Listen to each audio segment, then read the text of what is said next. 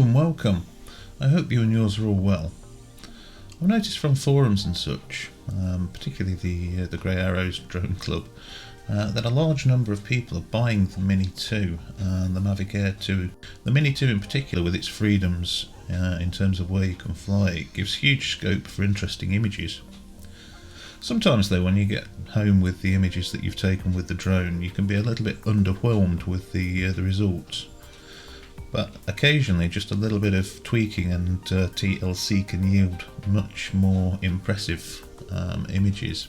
In order to do this, we're going to need some sort of editing software. My personal favourite is Lightroom, but that costs $9.99 either dollars or pounds a month on a subscription basis. There are many alternatives to it which will yield equally good results. Of these, the closest in concept to it, in terms that they don't affect the original image, are Darktable and Raw Therapy. I'll pop links in the description to both of these pieces of software so that you can download or have a look at them at your leisure. So here's the image we're going to have a look at. As you can see, immediately apparent, the main problem with this image is this dark bottom 2/3. Effectively the fore and mid-ground of the image. At first glance it looks as though this is something that's destined for the recycle bin.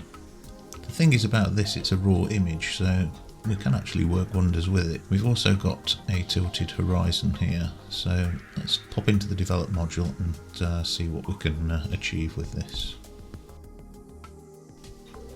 Okay, so here we are. We can see straight away the red areas. That's just indicating that there's an overexposure there, but I'm not too worried about that at this stage.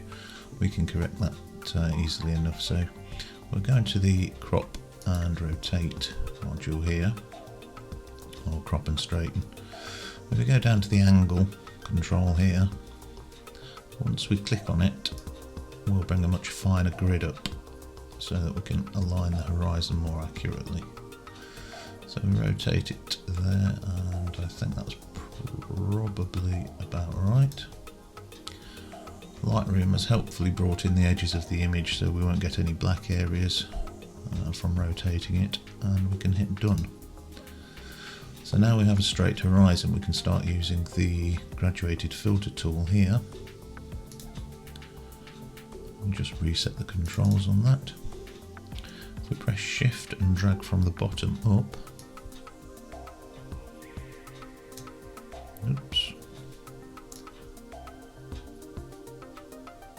straighten him up a bit, move him into position. Now we need to increase the exposure for this bottom 2/3, so we'll start by doing just that. Move the exposure up. I think it's probably about 2 stops under, but let's have a look. Okay, there's 1.5. Yeah, 2.10. So we don't really want to go too far with that because we're pushing it, but you can see straight away the fact that we've got a raw image has given us the latitude to be able to do this. The colours are a little on the cold side, so I'm going to just increase the colour temperature slightly. That's better. And I'm going to bring the blacks down slightly as well so that the contrast is maintained.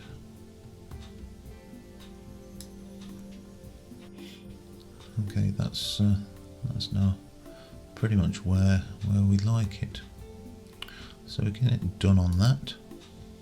Now we're going to add another graduated filter, this time drawing it from the top down, again holding shift so that we maintain a straight line.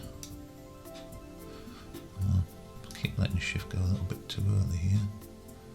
Never mind. There we go.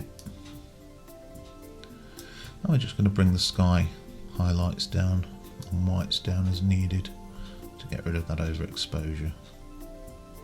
There we go. Maybe a bit less. We bring the whites down a touch. And we'll warm that up a little bit as well, because again it's a little bit on the cool side.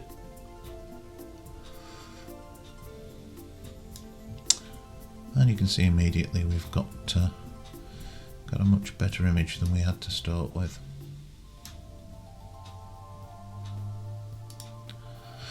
So now what I'm going to do is go into the hue, saturation and lightness, or luminance, and adjust those individually. So the green here I think I'd like a little bit brighter, so we just bring that up.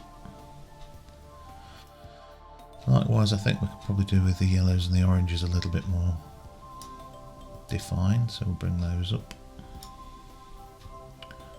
Oops, doing saturation though, we want lightness, don't we? There we go. Saturation, maybe a bit too much there. And we'll change the tone of the grass to a more yellowy tone. There we go, that's far more realistic. Much more what we could see from the camera when we took the image, well, rather on the phone screen. And we can carry on messing around to our heart's content now. We've actually got a usable image, but we've got this area in the middle here, we've got reflection from the sky in this puddle. I think we'll just clone that out using the spot removal tool, so just draw over it carefully and then move the clone area. Actually, that's done a pretty good job straight away, so we can take that, hit done. Okay, so let's zoom in now and see if we need to do anything with sharpening or noise removal, which is under the detail heading. So sharpening's a little high, that's up at 40. I think we can probably bring that down to 30. Noise removal is non-existent, so we're going to bring that up to about 15. And colour noise is up at 25, which again I think we can bring down to probably about 20, maybe even 15.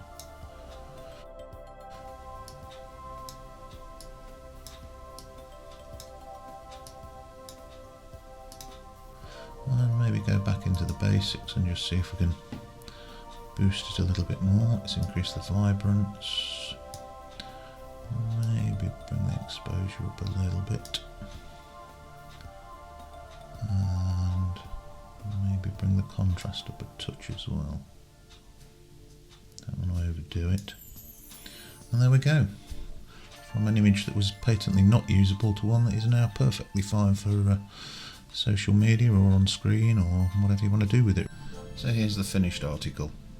Admittedly, it's not the greatest photograph in the world, but we can see that just a few short edits can make quite a difference to it. Thanks for watching.